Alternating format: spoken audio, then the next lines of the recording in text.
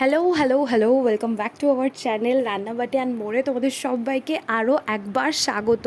তো আজকে চলে এসেছি ইন্দুবালা দেবীর ভাতের হোটেলে। তোমরা যারা আমার শর্টস দেখেছো তারা তো জানোই আমি ইন্দুবালা দেবীর ভাতের হোটেলে এসেছি ওপার বাংলার সেরা মান কচু বাটার রেসিপি খেতে। তো ইন্দুবালা ভাতের হোটেল ওয়েব সিরিজ বা মুভি যেটাই হোক, রিলিজ হওয়ার পর থেকে যে জিনিসটা চারিদিকে সাড়া ফেলে দিয়েছে সেটা হচ্ছে ওই মুভিতে দেখানো ওপার বাংলার কচু বাটার রেসিপি।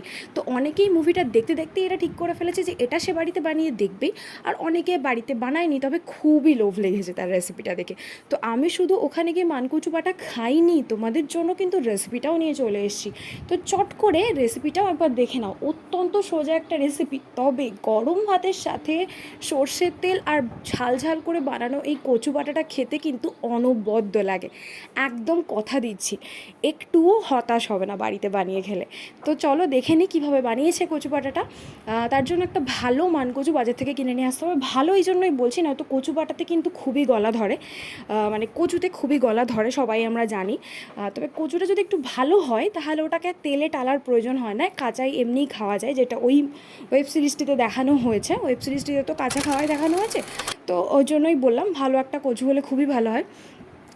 তারপর কচুটা এরকমভাবে কিউব কিউব করে কেটে একটু ভালো করে জলে ধুয়ে নিতে হবে।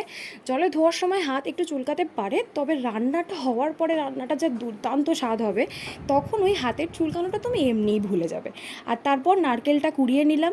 আর এটা বানানোর জন্য আর লাগছে কাঁচা লঙ্কা, পরিমাণ মতো লবণ, আর যে যতটা ঝাল খেতে ভালোবাসো ততটা কাঁচা লঙ্কা, তবে ঝাল ঝাল করে বানালেই কিন্তু বেশি ভালো লাগবে। তারপর একটা মিক্সিং জারে কচুগুলো দিয়ে নারকেল কোড়ানো, লঙ্কা, লবণ আর সর্ষে, মানে কালো সর্ষেটা দিয়ে দিলাম। আর সর্ষেটা কিন্তু আগের থেকে একটু গরম জলে ভিজিয়ে রেখেছিলাম, এতে সর্ষের যে তেঁতু ভাবটা ওটা একটু কমে যায়। তো তারপরে এটা সব কিছু দিয়ে মিক্সিতে একটা ভালো মিহি করে পেস্ট বানিয়ে নিলাম। আর জল এতে অ্যাড করার একটুও দরকার নেই।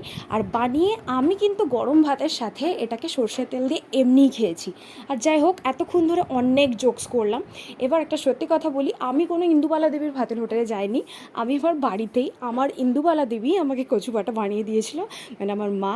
আর যারা এইভাবে কাঁচা খেতে ভালোবাসো না বা পছন্দ করো না, তারা তোমরা কড়াইতে একটু কালো জিরে, শুকনো লঙ্কা ফোড়ন দিয়ে এই কচু বাটাটাকে তেলে, সামান্য সর্ষের তেলে টেলেও খেতে পারো, ওটাও ভালো লাগে খেতে। তবে আমি এই কাঁচা খাওয়াটাকে বেশি প্রেফার করি।